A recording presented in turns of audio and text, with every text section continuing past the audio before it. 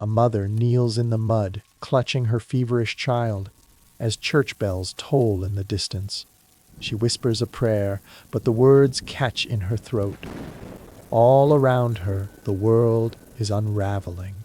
The years eat sambai sisarba, and death is everywhere. But what if I told you that the most haunting stories of the Black Death, the ones that truly reveal how medieval Europe died, have been buried, forgotten, or deliberately erased? Tonight, we dig them up. Why did some survive while others vanished without a trace? And who were the real victims of the Black Death? Let's step into the shadows of a world teetering on the edge of oblivion. It begins not with a rat, but with a rumor. Whispers drift along the trade routes from the east. A sickness, swift and merciless, devouring entire towns. In the bustling port of Messina, Sicily, 12 ships limp into harbor. Their sails hang limp, their decks eerily silent. Dockworkers approach, expecting goods and greetings. Instead, they find corpses, blackened, bloated, and oozing. The living stagger ashore, eyes wild with terror. Within days, the city is a graveyard. But this is not just a story of disease. It is a story of fear, of how fear spreads faster than any plague. Word of the pestilence races north, carried by merchants, monks, and desperate refugees. In Paris, the air thickens with dread. Physicians, draped in beaked masks and flowing robes, parade through the streets, clutching posies to their noses. They mutter about bad air, about the wrath of God, about the alignment of the planets. But their remedies, bleeding, leeches, burning sweet herbs, are useless. The death toll climbs. Yet for every nobleman who flees to his country estate, there are 100 peasants left behind. The forgotten, the ones who cannot run. In the villages, the plague arrives like a wolf in the night. A cough, a fever, swollen lumps, buboes, erupting beneath the skin. Within days, entire families are gone. Fields go unplowed, bread goes unbaked. The world grows quieter, emptier, but the Black Death does not kill alone. It brings suspicion, paranoia, and violence in its wake. In Strasbourg, the city council gathers in secret. Someone must be to blame, they decide. The finger points to the Jewish quarter. Accusations of well poisoning spread like wildfire. On a cold February morning, 2,000 men, women, and children are herded into a wooden structure and burned alive. Their screams mingle with the crackle of flames. The plague, it seems, is not the only thing that can turn neighbor against neighbor. And yet, in the midst of horror, there is resilience. In a monastery outside Florence, Brother Matteo tends to the sick, refusing to abandon his flock.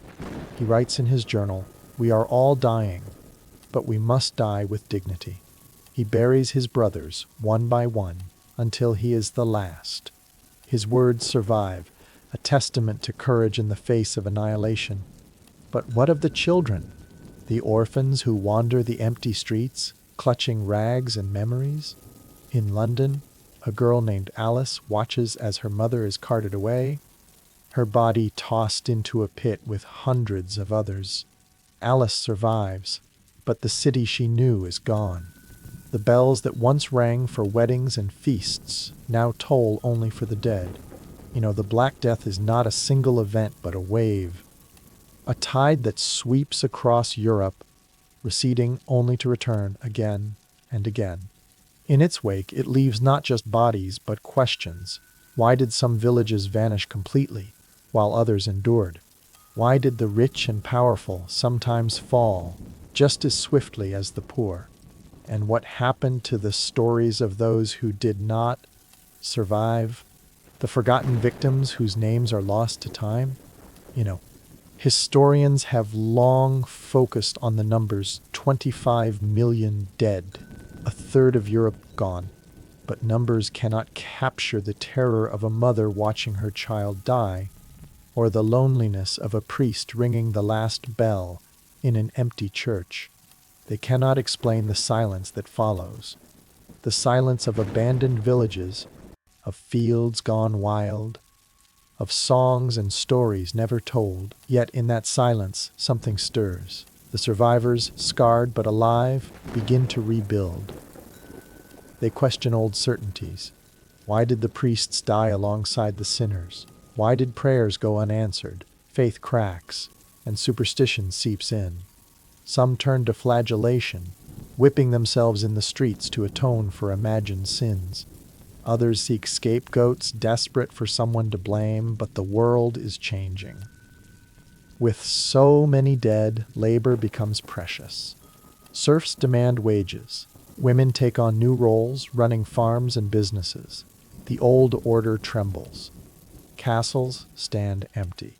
Cathedrals echo with the prayers of the few who remain. The Black Death, in its cruelty, plants the seeds of a new Europe.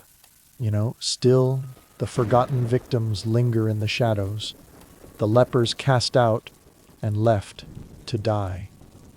Alone, the midwives accused of witchcraft when their patients perish, the beggars, the outcasts, the nameless dead. Their stories are not written in chronicles or carved on tombstones. They are whispered in the wind, in the rustle of wildflowers growing over mass graves. And what of us? Us. We who look back across the centuries, searching for meaning in the darkness. The Black Death is not just a story of death, but of survival, of how ordinary people endured the unendurable. It is a mirror reflecting our own fears, our own hopes, our own fragile humanity. So the next time you hear the words the Black Death, remember, it was not just a plague, it was a reckoning, a test of faith, of community, of the human spirit.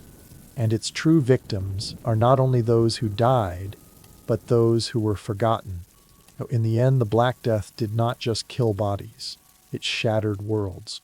It forced Europe to confront its deepest fears, and in doing so, to change forever. The bells have long since fallen silent.